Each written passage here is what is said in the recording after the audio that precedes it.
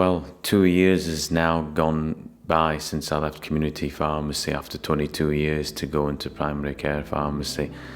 Where the hell has the time gone? I've got no idea. So I thought it would be a good idea to stop, reflect, and let's talk about the transition from one sector to another. Hi everyone, my name is Osama. I'm a pharmacist based in England with 24 years worth of experience. So I think the first point I would make is that if you're someone who really values patient contact, contact with other people, maybe moving to primary care pharmacy isn't for you, because depending on the surgery that you're in or the PCN that you're in, it can be potentially quite an isolating sort of role. It can work both ways though, because that also means you have no distractions or very little distractions, so you can really get through the work. Obviously this might not be a problem for some people, because depending on your setup, you may have clinics where you do see patients. For me, I'm not in that position, not at the moment anyway.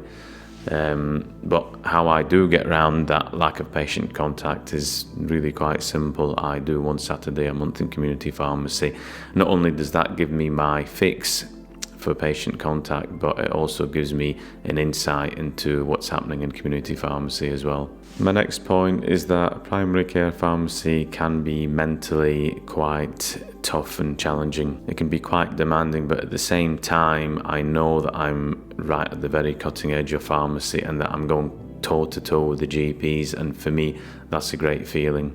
There's really not much higher you can go other than, say, some subspeciality within hospital pharmacy. So I think the fact that I know I'm sort of almost at the top of my profession in terms of clinical challenge, I think it's a great feeling. Primary care pharmacy is quite a problem-orientated job, so I think looking after your mental health is quite an important aspect of the role. It's one of these where you really do have to leave the job at work, and then when you get home, just focus on other areas of your life. It's all too easy to get really dragged into the job, but like I say, you just have to leave it at work. I would say you have to be quite thick-skinned, as you're going to be dealing with a lot of patients with a lot of issues, complex social issues, depression, addiction to painkillers, things like that. It's not really for the faint-hearted. Also, you're going to be dealing with a multitude of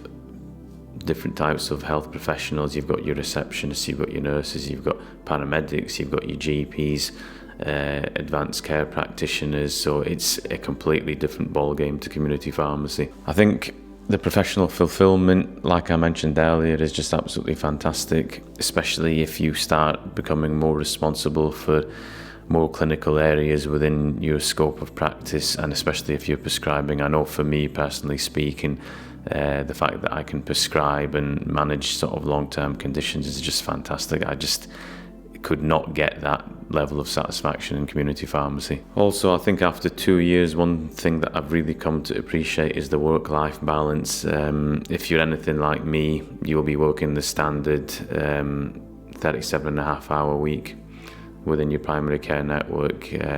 For me, I just think it's brilliant. I'd find it hard to go back to the 45-hour week of community pharmacy, so my typical hours are 8 in the morning till 4, Monday to Friday. Wednesdays I work from home, so it's a really good setup,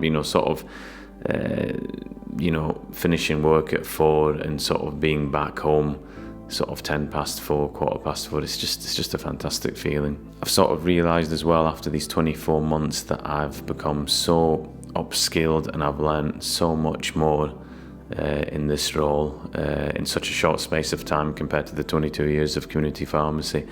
We all know pharmacy is going full speed clinical now. There's no going back. So I think in conclusion, it has took me 2 years to finally get settled into the job. A big part of that was that I had to change surgeries within 1 year of changing the job, just because I wasn't quite settled in the practices where I was. I wasn't really quite happy there, and there was an opportunity to move to some other practices closer to home that were more of a match for my ambitions. So it all worked out well in the end. I think I finally settled into the surgeries where I want to be, and I've got into a good routine and rhythm with my work. So it's took some time, but we got there in the end. All in all, I think it was the right move for me, because really I'd completely exhausted community pharmacy and everything that it had to offer. Obviously we've got the pharmacy first coming, but really for me it's just not enough sort of to entice me back to community pharmacy. I know there are some pharmacists that have gone back into community pharmacy, but for me, I need that clinical challenge. I need that, it's just, you're not going to get that challenge in community pharmacy. I really like to sink my teeth into complex clinical cases in primary care. It's just fantastic, really. And I know the GPs really appreciate my help when you've got these complex patients in their 80s.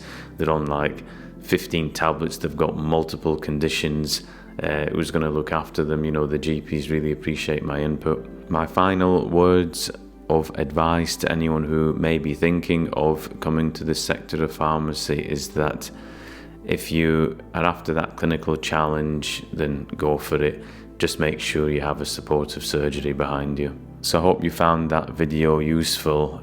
You may well be in community pharmacy, you may well be in hospital pharmacy, and you're thinking, what's this primary care pharmacy all about? So I hope I've given you a bit of a flavour of what it is. I think after 2 years of working in that sector, I think I'm qualified to give some feedback anyway. So yeah, let me know. Anyway, thanks guys. It's been a while since I've made one of these pharmacy videos. I've got loads more lined up, so hope to see you soon, guys. See you later.